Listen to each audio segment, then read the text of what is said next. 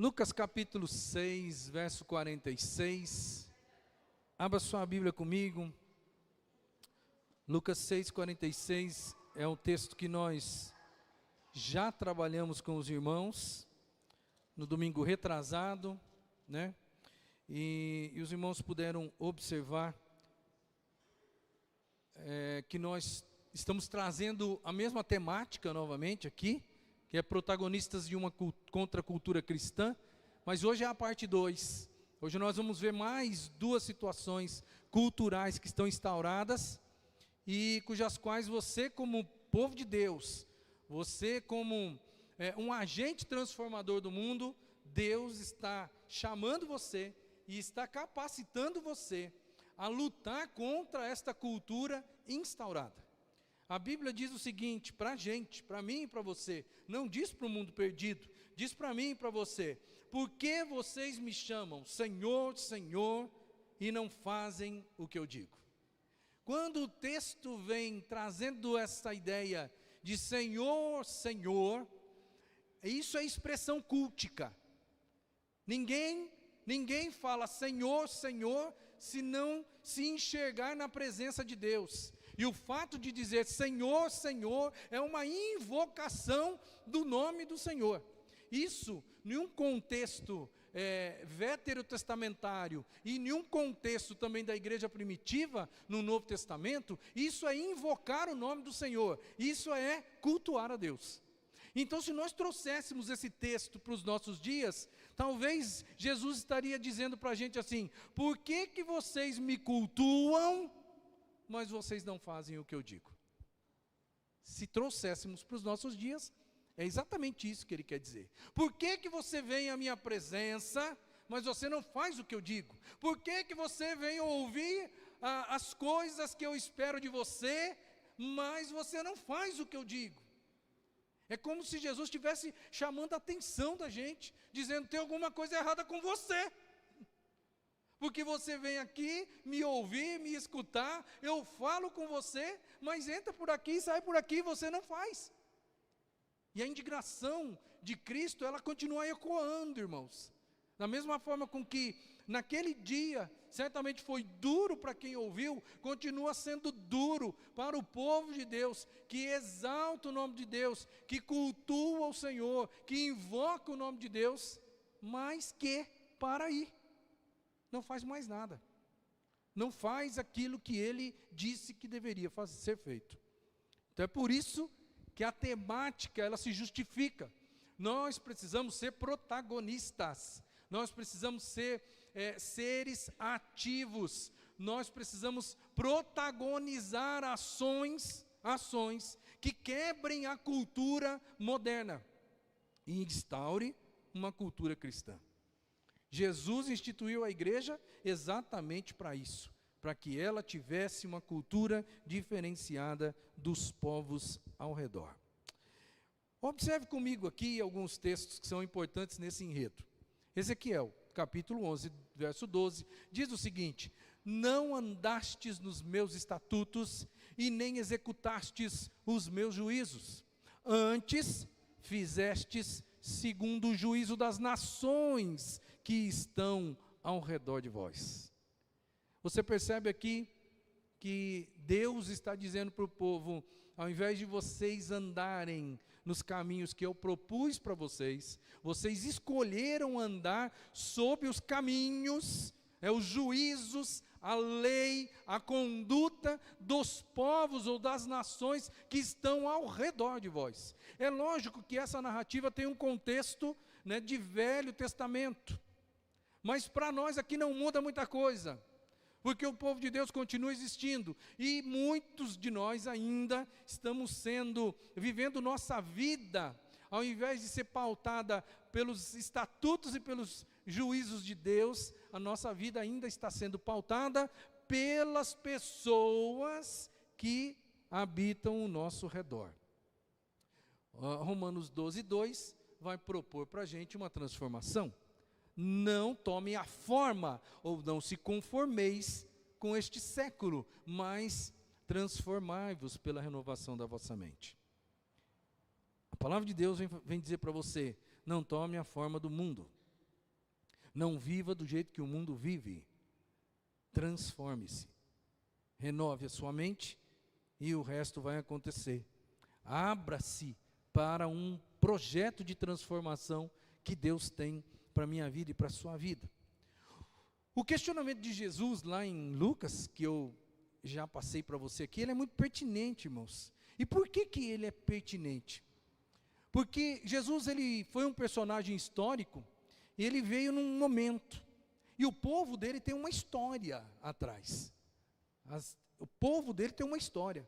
Jesus conhece a história. Assim como nós temos uma noção da história do Brasil, Jesus também tinha uma noção, talvez muito melhor do que nós, da história do povo de Israel. Houve um tempo no povo de Israel, que o povo de Israel fazia exatamente isso. Eles vinham, eles cultuavam a Deus. O livro de Amós vai deixar claro isso. Eles cultuavam a Deus, eles iam para o templo, eles faziam tudo do jeitinho que tinha que ser feito, mas eles não viviam uma vida que influenciava as outras pessoas. Eles apenas compareciam diante de Deus, no dia certo, do jeito certo, fazendo as coisas que a religião dizia que eles deveriam fazer. No entanto, a vida deles, o caráter deles, os denunciava diante de Deus. O texto de Amós, eu já li aqui algumas vezes para a igreja, mas nunca é demais nós lembrarmos dele. Amós capítulo 5, verso 21 a 24, diz o seguinte: eu odeio, olha como as palavras do Senhor, Deus, elas são pesadas contra o seu povo, contra o seu próprio povo.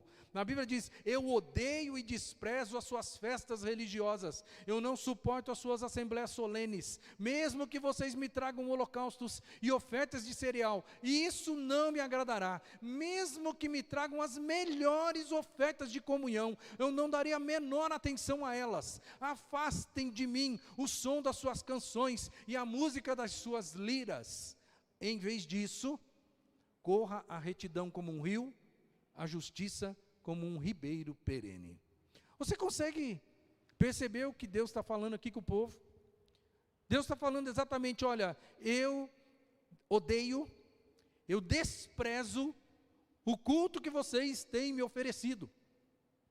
Eu desprezo. E ele fala até uma coisa interessante aqui para nós. Ele fala assim, pare de cantar suas canções, porque elas não estão chegando até mim. A gente acabou de cantar para o Senhor aqui. Acabamos de cantar, e eu fico com muito receio no coração.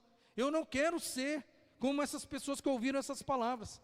Não, eu quero que Deus olhe para mim e diga assim: eu tenho prazer naquilo que você canta para mim, Silvio, porque você tem uma vida reta, porque você é um homem que pratica a justiça, você é justo diante dos meus olhos, você anda na retidão dos meus caminhos, por isso eu aceito o seu louvor, eu aceito a sua adoração, eu aceito a sua oferta que você vem depositar diante do altar. Mas naquela época aqui, na época do livro de Amós, da escrita do livro de Amós, ou do contexto histórico, Deus disse para aquele povo: olha, para de cantar, eu odeio quando vocês se reúnem nas suas festas solenes. Festas solenes eram os cultos que o povo de Deus prestava diante do Senhor. Eu não aguento mais, não suporto mais as suas assembleias solenes. Assembleia aqui não tem nada a ver com assembleia de povo batista. As assembleias eram as reuniões, os ajuntamentos da igreja para adorar o Senhor. E Deus fala assim: para com esse negócio. Para com esse negócio de trazer oferta para mim. Eu não aceito a oferta da mão de vocês. Parem de cantar para mim, porque eu também não aceito as canções de vocês. Porque está faltando o quê? Em vez disso, eu quero que vocês tenham caráter. Quero que vocês sejam retos em conduta e que haja justiça na sua vida. É isso que é a proposta de Deus lá no livro de Amós, que talvez Jesus, ele tem na mente quando ele fala para o povo, ali no início do Novo Testamento, dizendo assim: escuta, por quê que vocês dizem Senhor, Senhor, e vocês não fazem o que eu digo? Por que vocês me chamam de Senhor, se vocês não fazem o que eu digo? Culto, irmãos, culto e religiosidade não substitui uma vida dentro dos padrões morais de Deus, dentro da retidão de Deus. Não adianta você ser uma pessoa que cultua a Deus de uma maneira ininterrupta em todos os momentos, se você não tem uma vida reta diante do altar do Senhor. O bom seria que você tivesse as duas qualidades, porque quem tem uma vida reta diante do Senhor, essa pessoa tem uma necessidade de cultuar, certo? Mas tem ainda, infelizmente, pessoas que apenas cultuam ao Senhor, prestam uma religiosidade a Deus, mas as vidas, elas não são ou não estão de acordo com o que Deus espera. Nós precisamos, irmãos, a igreja, nós precisamos assumir uma conduta reta diante de uma cultura que nos cerca aí, né, uma cultura sinuosa que se adapta ao bel prazer do pecaminoso ego humano. Nós estamos diante de um povo que nós chamamos aqui, tecnicamente falando, de mundo.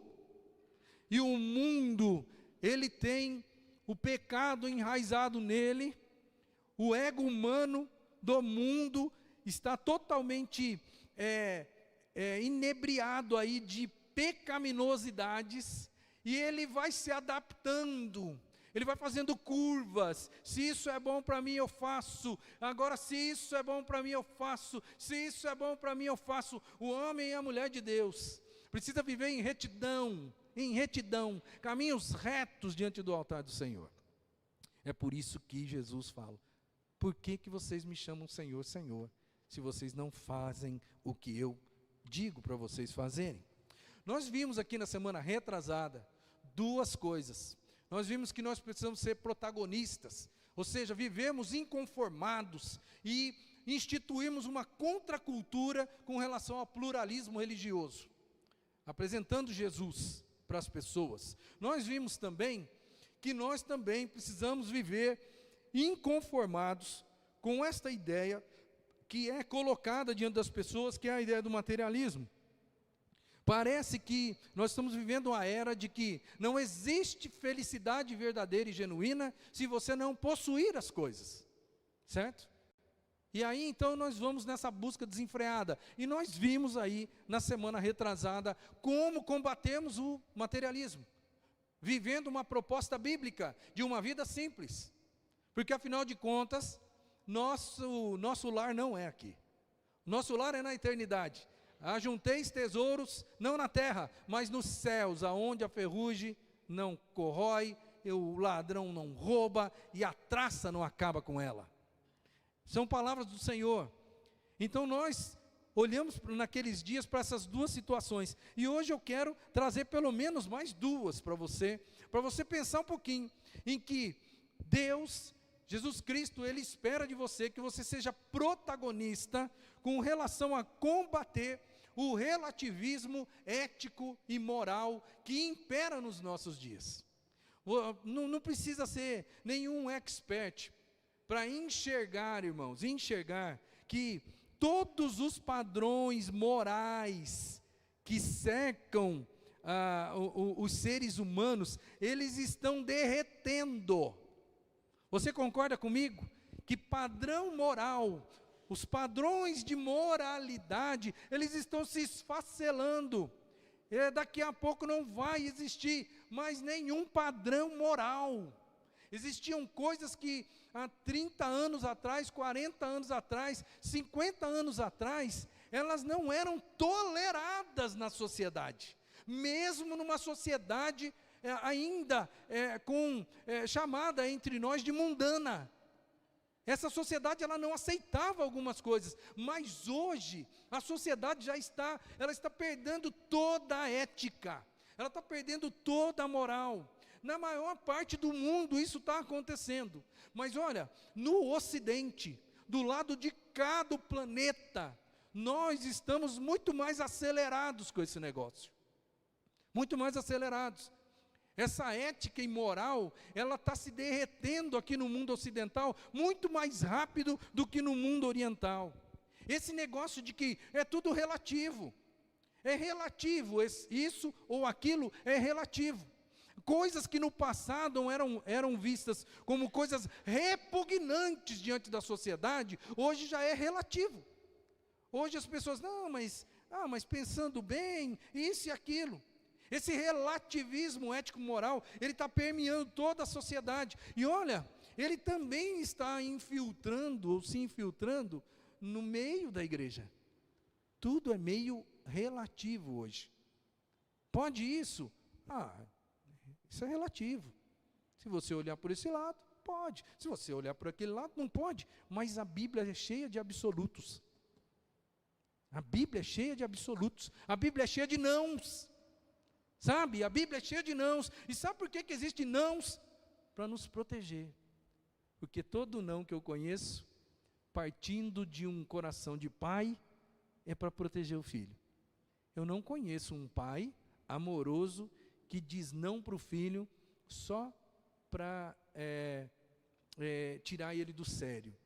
Eu vejo um pai amoroso dizendo não para um filho porque no fundo da alma ele quer proteger o filho. E nãos são absolutos, irmãos. Nãos não são relativos. Quando um pai chega para o filho e fala, não, você não vai, é porque o pai está protegendo a criança.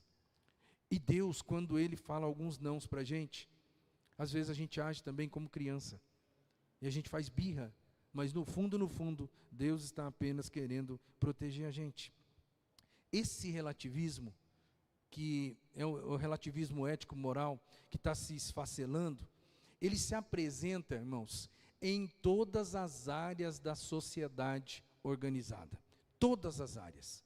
Esse negócio de que tudo é relativo, ele se apresenta na vida familiar, ele se apresenta na vida comercial, na sua vida de trabalho, é relativo, tudo é relativo, certo? É errado fazer isso? Depende do ponto de vista seu, certo? E tudo se tornou relativo. E nós temos sempre um argumento na manga para dizer é relativo por causa disso, certo? Nós temos esse relativismo ético-moral na vida sexual do ser humano. Tudo hoje é relativo com relação à vida sexual do ser humano. E eu vou pegar essa área familiar, sexual, porque fica mais fácil a gente entender essa questão de que o relativismo ético-moral, ele está se derretendo. Presta atenção comigo. Até mais ou menos aí a década de 60, a década de 70, o casamento, como que o casamento era visto, não pela igreja, pela sociedade. Como que um casamento era visto pela sociedade até os anos 60, 70. O casamento era visto como uma união monogâmica, ou seja, não se tolerava alguém casar-se com duas pessoas. Tolerava-se isso na sociedade dos anos 60? Não. Podia até ter um ou outro muito escondido, mas muito escondido, que vivia uma vida dessa, mas ele ficava lá na sua, porque a sociedade no geral, eu não estou nem falando de crentes, eu estou falando a sociedade, ela não admitia um negócio desse. O casamento era visto como uma união heterossexual, de duas pessoas, com sexos diferentes, irmãos. Era isso que a sociedade via. O casamento era visto como uma união de pessoas que se amavam, uma união amorosa. O casamento era visto como uma união vitalícia. Ninguém entrava no casamento com essa ideia que existe hoje na nossa cabeça, ou na cabeça do povão aí fora. Vamos casar? Vamos casar. Se não der certo, o que a gente faz? A gente separa. O importante é ser feliz. Enquanto nós estivermos felizes juntos, beleza. Mas até a década de 60, quando a cultura judaico-cristã, ela praticamente imperava na sociedade brasileira, o casamento era visto como uma união vitalícia.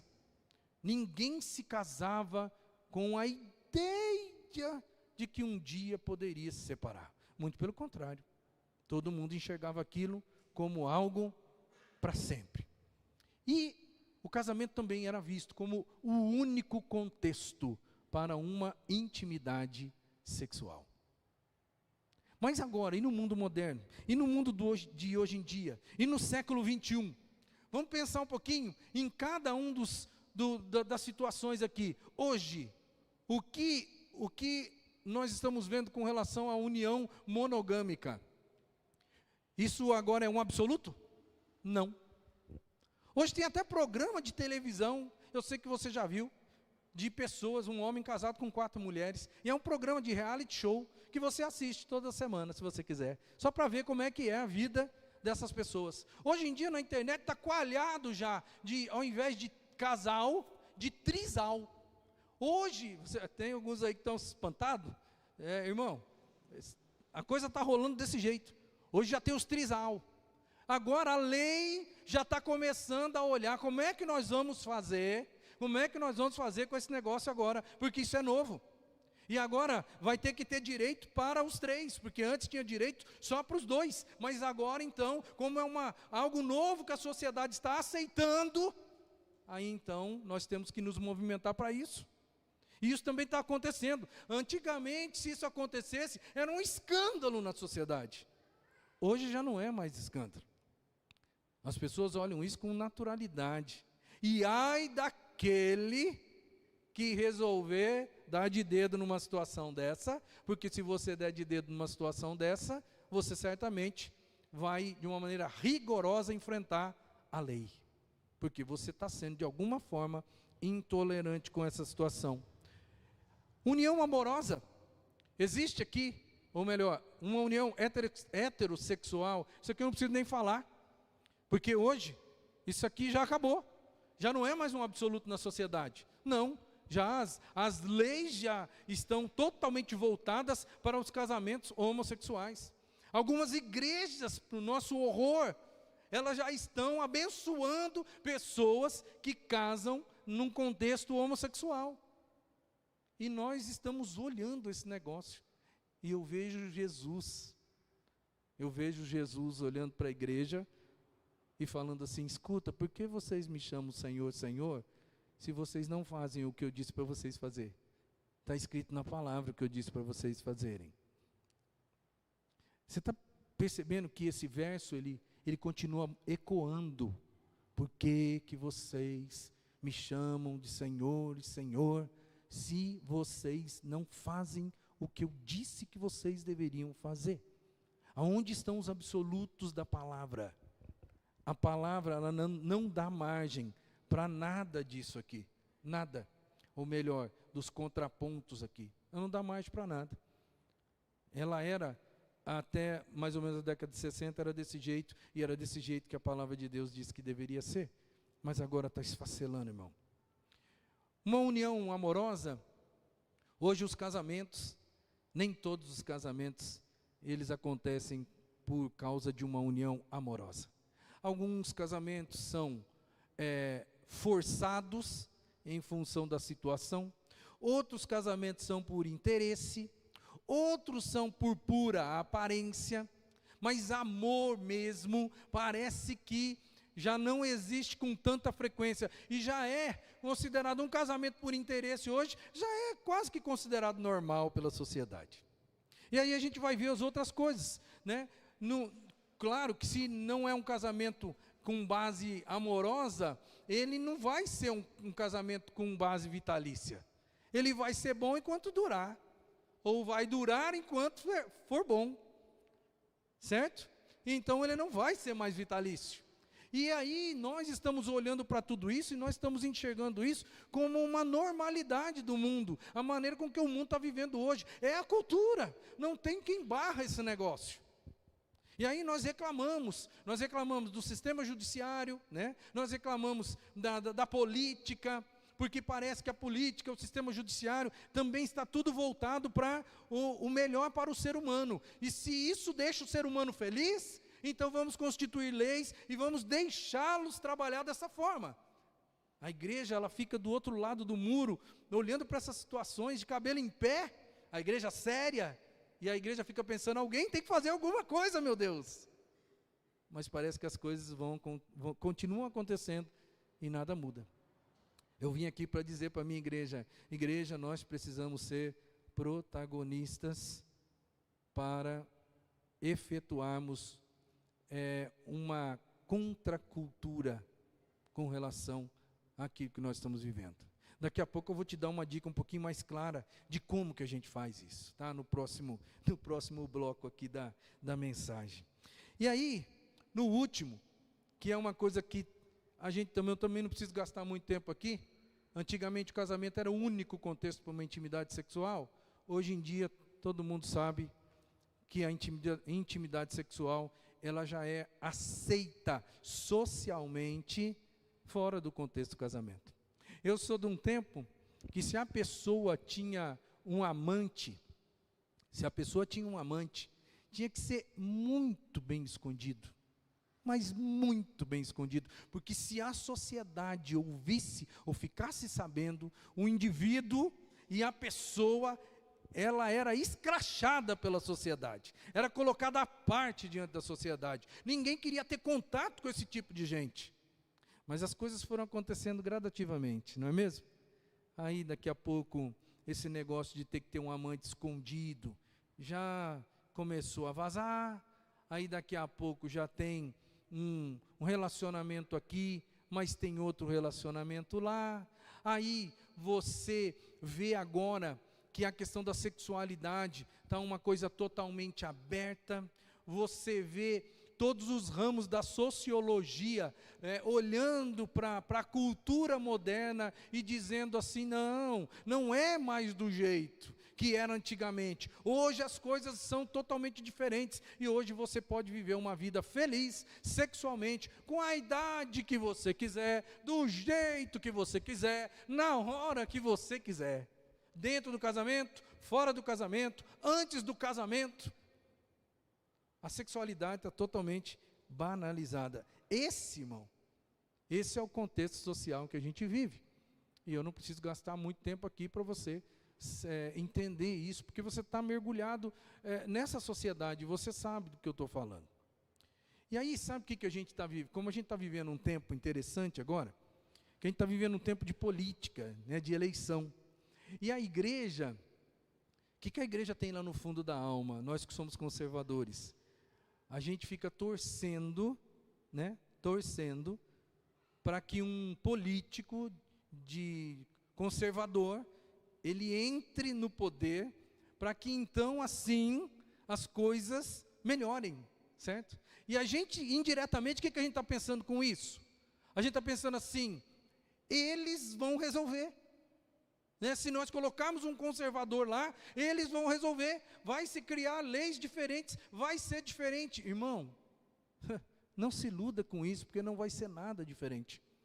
Nada diferente. Às vezes a gente pensa que quem vai resolver esse negócio, quem vai mudar isso, é o sistema político. Eu não estou dizendo que não é bom termos um conservador. É melhor termos um conservador no poder, é melhor. Seria trágico se não fosse assim, pioraria ainda mais a situação. Mas o nosso erro é imaginarmos que eles vão conseguir resolver esse problema. Eles não vão conseguir resolver esse problema. E aí vem o que eu quero dizer para você aqui, que eu acho que é uma das coisas mais importantes do dia de hoje. Somente uma igreja transformada e obediente a Cristo é capaz de mudar a situação que nós estamos vivendo. Talvez você fale assim, pastor, mas esse negócio não tem mais jeito. Não tem mais jeito. Chegou num nível agora que não tem como segurar. E eu até, se formos olhar à luz da palavra de Deus, a palavra de Deus nunca escondeu da gente que as coisas iriam melhorar ou piorar? Piorar, irmão. Piorar para quem? Piorar para o povo de Deus. Até que chegue a grande tribulação e então Jesus volte e instaure o seu reino. Eu não estou dizendo aqui que é algo que a gente nunca vai conseguir, mas nós podemos amenizar esse negócio. Podemos amenizar para nós vivermos uma sociedade um pouco melhor. Uma sociedade que tenha uma moral e uma ética um pouco mais apurada do que nós temos nos dias de hoje, irmãos. Só que não vai ser a política que vai resolver isso. Se você está apostando todas as suas fichas na política, eu vim aqui para dizer para você, quem vai mudar esse cenário somos nós.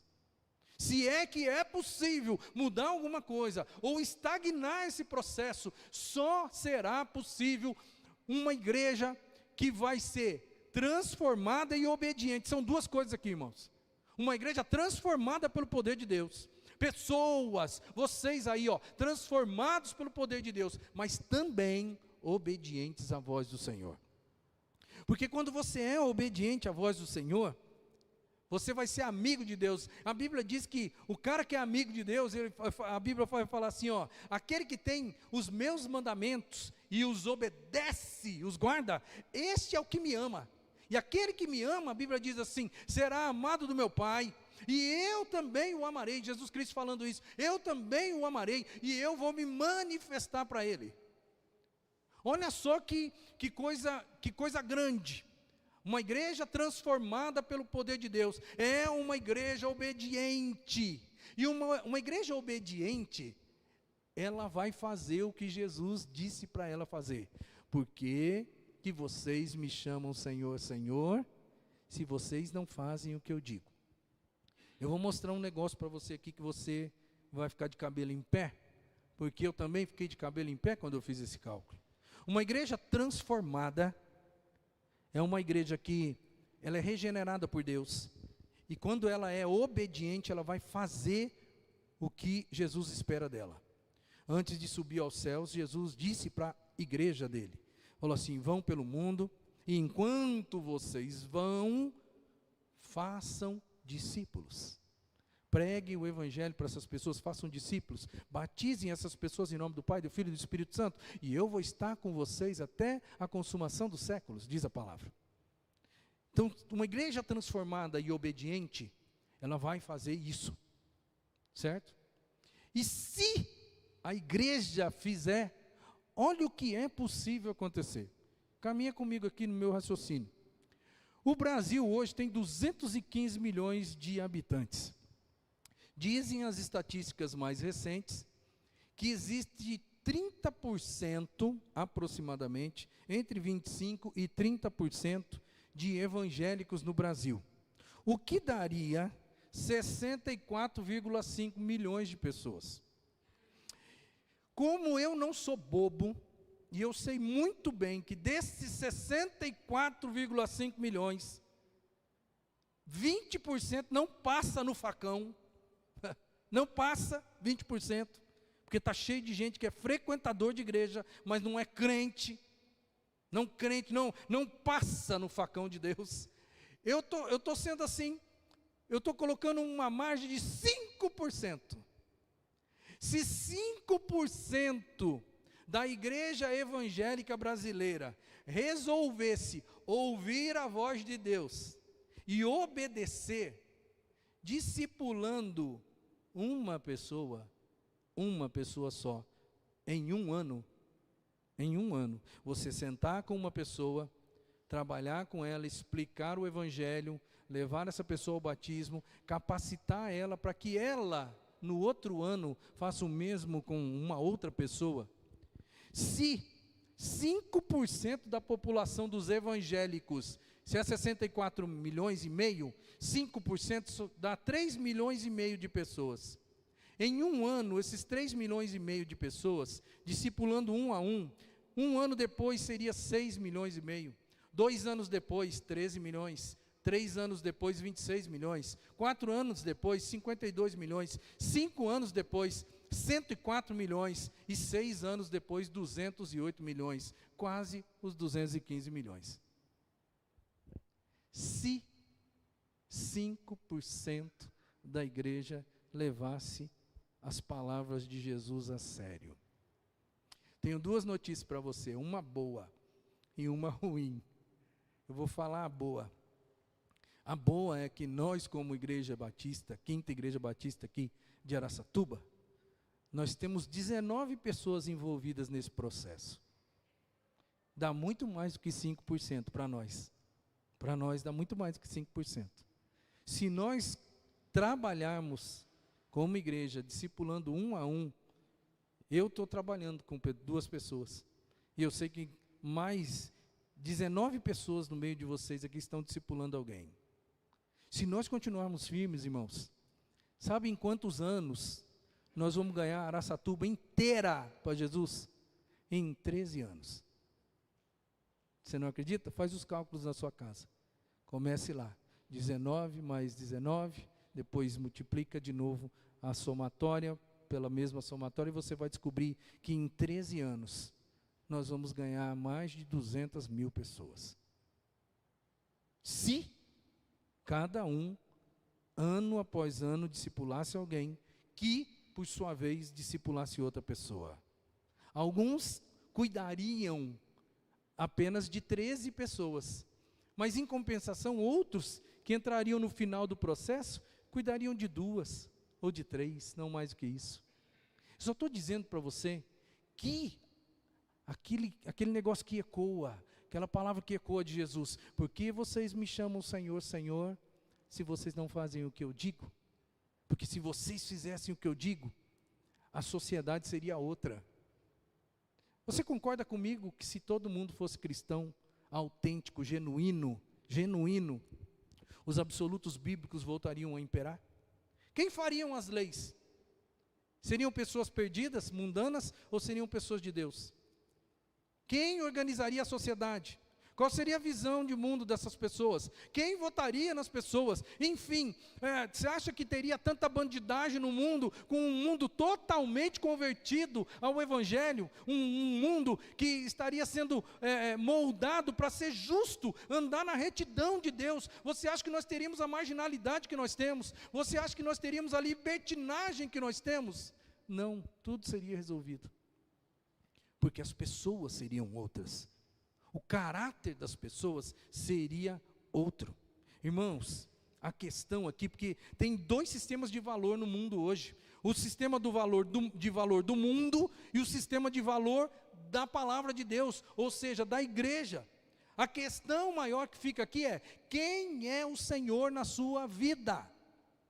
Quem é Senhor na sua vida? Porque se Deus é Senhor na sua vida, você está preocupado em fazer a vontade de Deus.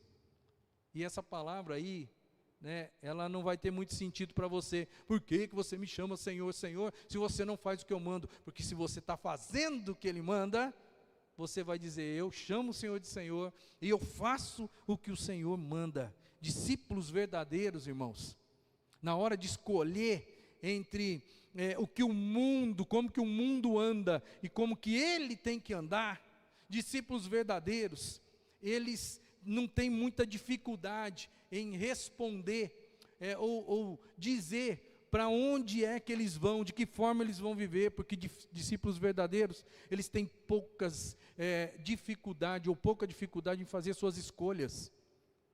Discípulos verdadeiros sempre vão escolher o quê? A vontade de Deus. E a vontade de Deus está na palavra. Imagina só uma igreja transformada e obediente, que vai atuando, ela vai quebrar qualquer relativismo ético, moral, que está deteriorado. Ela vai conseguir reverter esse negócio. Não é política, irmão, não é política. A segunda coisa que eu quero apresentar para os irmãos aqui, e são só 2, essa é a parte legal, é o egocentrismo. O que é egocentrismo? É quando você é o centro da sua vida. Nós todos deveríamos ser teocentristas, ou seja, Deus no centro da minha vida.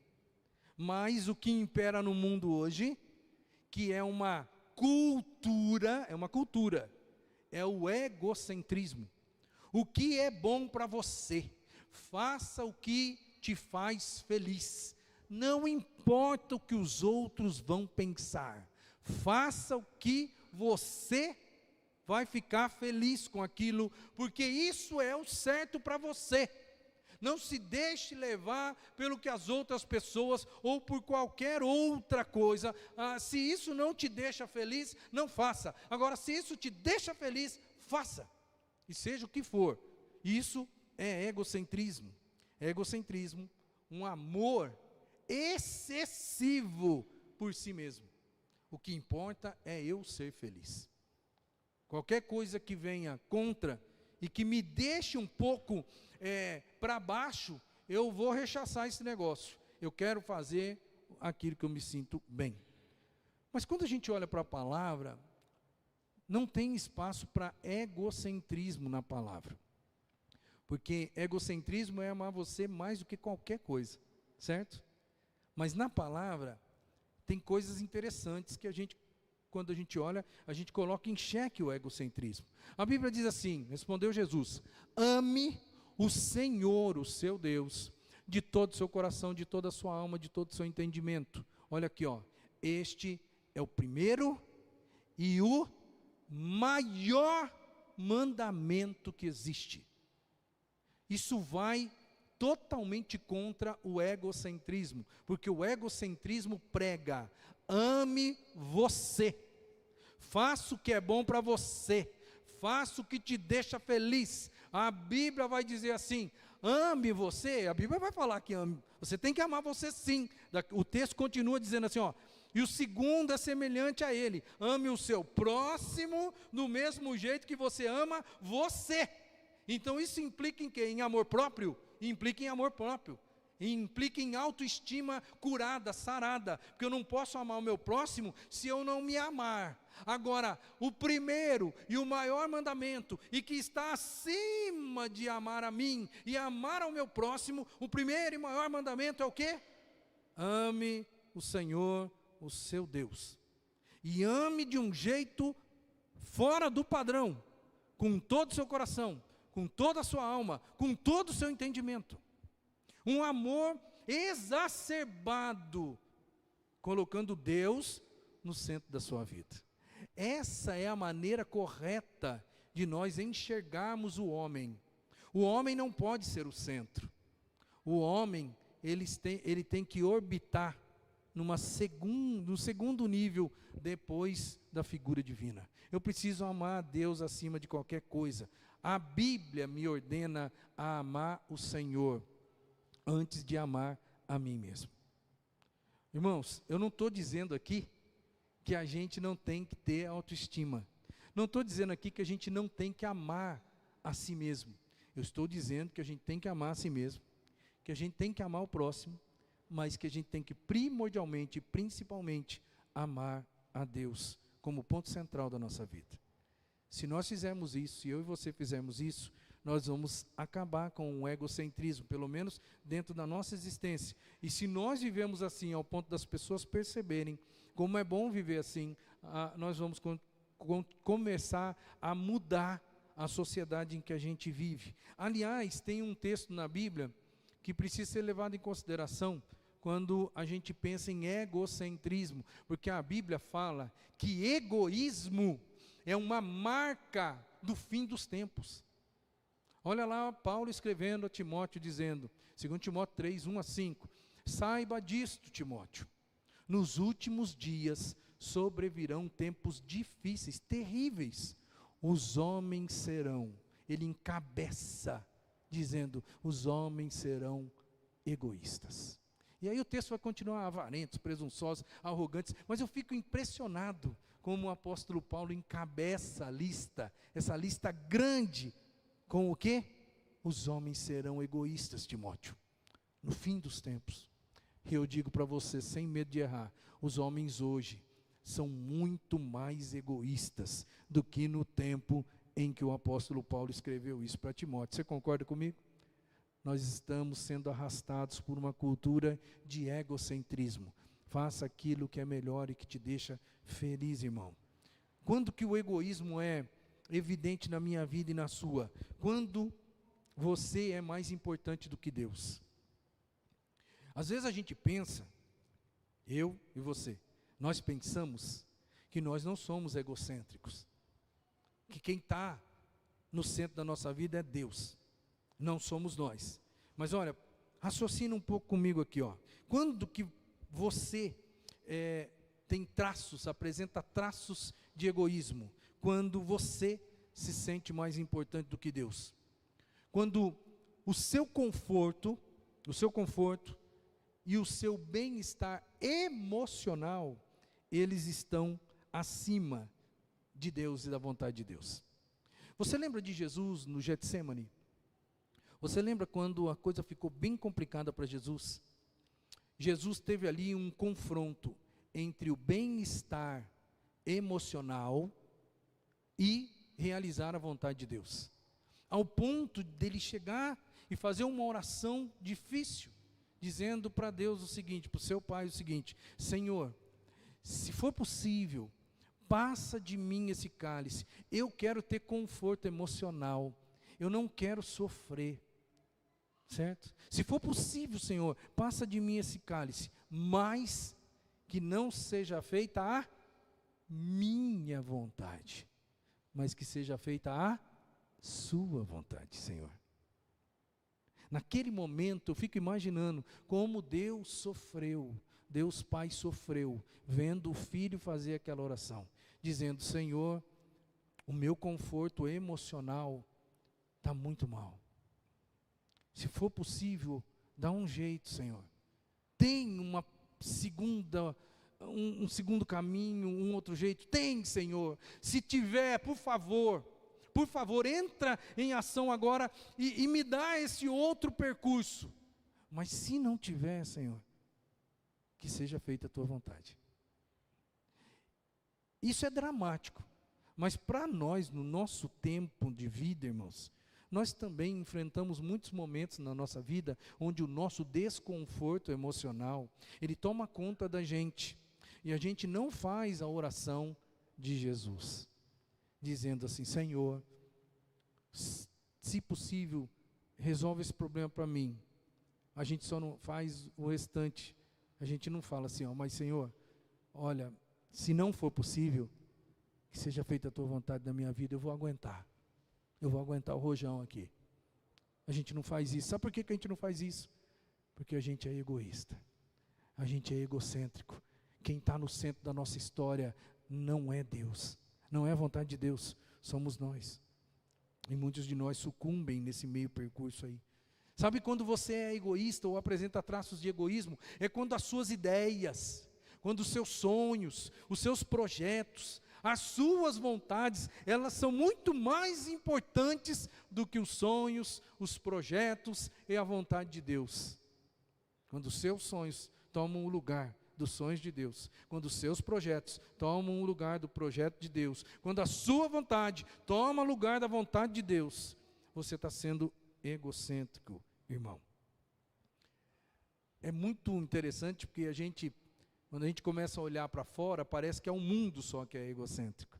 Mas quando a gente começa a fazer uma análise crua, firme de nós mesmos, às vezes a gente chega à conclusão: eu estou sendo envolvido por essa cultura moderna, pós-moderna, que diz, olha, faça o que te deixa feliz. Quantas vezes você já não deixou de fazer a vontade de Deus na sua vida, porque a vontade de Deus na sua vida naquele momento te trazia angústia, tristeza e dificuldade? Quantas vezes? Quantas vezes você não pensou em você, pura e simplesmente em você em primeiro lugar, e deixou o reino em segundo?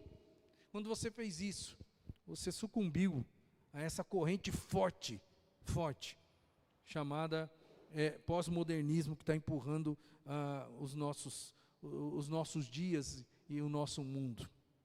Jesus, quando ele falou em Romanos 12, que é essa célebre frase aí, que todo mundo conhece, tem uma implicação interessante aqui que eu quero destacar para você em Romanos 12. Você conhece o texto. Portanto, irmãos, rogo-lhes pelas misericórdias de Deus, que se ofereçam em sacrifício vivo, santo e agradável a Deus. Este é o culto racional de vocês. Não se amoldem, ou seja, não tomem a forma do padrão deste mundo, mas transformem-se pela renovação da sua mente, para que sejam capazes de experimentar e comprovar a boa, agradável e perfeita vontade de Deus. Embora o texto vai dizer que existe uma vontade de Deus, e que essa vontade de Deus, ela é boa, ela é perfeita, ela é agradável, mas ela tem um preço alto para que ela se instaure. Nem sempre é agradável fazer a vontade de Deus. Quando eu olho para esse texto, eu não vejo o momento em si, eu vejo o futuro. Esse texto ele está dizendo a respeito do que vai acontecer na sua vida, se você não se amoldar aos padrões deste mundo, se você oferecer a sua vida, e aí é uma situação muito difícil, presta atenção, oferecer a sua vida como sacrifício vivo, santo e agradável a Deus. Quando você fizer isso, você vai experimentar. Mas quando a ideia de experimentar, para mim, está lá na frente. Porque não parece um paradoxo? Como é que eu vou experimentar uma coisa boa, agradável e perfeita, se neste momento eu tenho que oferecer a minha vida como sacrifício? E esse sacrifício aí não é de se sacrificar, de se autoflagelar, não. É você ser, a história da sua vida, ser um culto que agrada a Deus. Esse sacrifício aí, ele tem como pano de fundo a maneira do judeu dele cultuar a Deus. Ele levava o cordeirinho, que tinha que ser um cordeirinho puro, santo, imaculado, não é santo não, imaculado, sem mancha, sem defeito, e apresentava ele em sacrifício. Ele morria ali no altar pelo pecado da pessoa. Mas agora, o apóstolo Paulo fala para a gente assim, não, agora não é mais o cordeiro que tem que ser sacrificado, é a sua vida que tem que ser sacrificada. Rogo-vos, pois irmãos, que apresentei o quê? Os vossos corpos, vocês mesmos, como sacrifício. É lógico que ele não está dizendo aí que a gente tem que, alguém colocar fogo na gente, para a gente ser recebido por Deus. Não, mas ele está olhando para aquelas características do cordeiro. Ele tem que ser santo, puro. Ele tem que ser imaculado, sem mancha, ele tem que ter uma vida reta, ele tem que ser digno de ser apresentado diante de Deus, para que haja a experiência, o experimentar de um final bom, perfeito e agradável. Então, a vontade de Deus é boa, perfeita e agradável, mas ela tem um preço. Tem um preço e não é um preço barato, é um preço alto. É por isso que muitos de nós nós sucumbimos, não somos protagonistas. Você já notou uma coisa? Alguém falou uma coisa bem interessante. Nós somos considerados, cristãos, um dos símbolos do cristianismo é peixe, né? E alguém disse uma frase bem interessante: peixe que geralmente não nada contra a maré, ele está boiando. Se ele está boiando, ele vai sendo levado pela correnteza, e se ele está boiando, ele está morto, porque peixe vivo mesmo, ele nada, e se for preciso nadar contra a maré, ele nada contra a maré, e ele vai até o início do rio. Peixe morto, isso aí dá uma analogia interessante, cristão morto, vai na correnteza do mundo, vai boiando na correnteza do mundo, é levado. E eu vim aqui nesses 2 domingos para dizer assim para você, você precisa ser protagonista de uma contracultura cristã, para nós termos um mundo melhor, ou pelo menos você ter o seu mundo melhor, porque vai começar, a mudança vai começar dentro da sua própria casa. Jesus nunca falou que ia ser fácil, é por isso que ele disse lá, também no Evangelho, quem não toma a sua cruz e não me segue, esse, olha só, não é digno de mim. Palavra pesada, irmão. Difícil. Nós não queremos ouvir esse negócio, porque isso é um peso para o nosso coração. Quero concluir, e quero aqui fechar então, esse sermãozão que começou aí há 2 domingos atrás, e a gente vai encerrar hoje. Como que a gente tem que fazer para protagonizar um mundo melhor? Primeiro, então, a gente viu aqui que a gente tem que combater o pluralismo. Como que eu combato o pluralismo? Apresentando um Jesus singular, apresentando um Jesus que é único, que é a única solução para as pessoas. Eu tenho que combater o materialismo. Como que eu combato o materialismo? Vivendo uma proposta de vida simples. Simples. Como que eu combato, e hoje nós aprendemos isso, como que eu combato esse relativismo ético decadente que nós estamos vivenciando hoje? Como? sendo obedientes a Jesus. Porque se eu for obediente a Jesus, eu mantenho a minha casa dentro desse processo, e eu vou trabalhar no coração de alguém, para que esta pessoa encontre o Evangelho, encontre Jesus, seja transformada pelo poder do Evangelho, e da mesma forma que ela possa mudar a sua vida, mudar a vida da sua família, e ela abençoar outra pessoa. Ah, se a igreja fizesse isso. Em 13 anos, só a nossa igreja, em 13 anos, ganharia Araçatuba inteira. Parece um absurdo, não parece? Faz o cálculo lá na sua casa depois. Pega aí 19 pessoas começando um projeto. 19 mais 19, 38.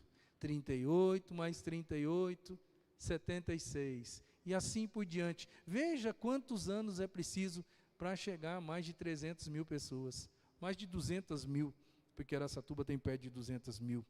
Como que a gente combate a questão do egocentrismo? Sendo cristocêntricos, resolvendo colocar Jesus como centro da nossa vida. Se você fizer isso, irmão, você vai mudar seu mundo, eu não tenho sombra de dúvida. Eu falei que o texto da palavra de Cristo sempre fica ecoando: porque vocês me chamam Senhor, Senhor, se vocês não fazem o que eu mando ou o que eu digo? Mas olha que interessante, porque tem a continuação do texto. E aí, na continuação do texto, é que você vai perceber o que Jesus tem para você. Quando você é uma pessoa que não só fala Senhor, Senhor, mas que você vive, porque o texto vai dizer o seguinte, porque vocês me chamam Senhor, Senhor, e não fazem o que eu digo, eu lhes mostrarei a que se compara aquele que vem a mim, ouve as minhas palavras e as pratica. É como um homem que, ao construir uma casa, cavou fundo e colocou os alicerces na rocha. Quando veio a inundação, a torrente deu contra aquela casa, mas não a conseguiu abalar, porque ela estava bem construída. O que a gente ganha quando a gente leva o Senhor a sério? Quando a gente diz, Senhor, Senhor, mas faz o que Ele diz. Porque Ele fala assim, eu vou mostrar para vocês, aqui se compara a quem vem a mim, ouve as minhas palavras e vive, pratica as minhas palavras. Não é só ouvir, não. Pratica minhas palavras. Quem que é essa pessoa? Essa pessoa é alguém que vai suportar com estabilidade as dificuldades da vida. Vai ter estabilidade. Vai ser uma pessoa que, mesmo vindo todas as dificuldades do mundo e baterem de uma maneira forte contra aquela vida, ela não vai ser abalada, porque ela está firmada na rocha que é Jesus. É o que o Cristo fala para mim e fala para você. Irmãos, nós precisamos ser protagonistas. Nós precisamos fazer para que a coisa aconteça.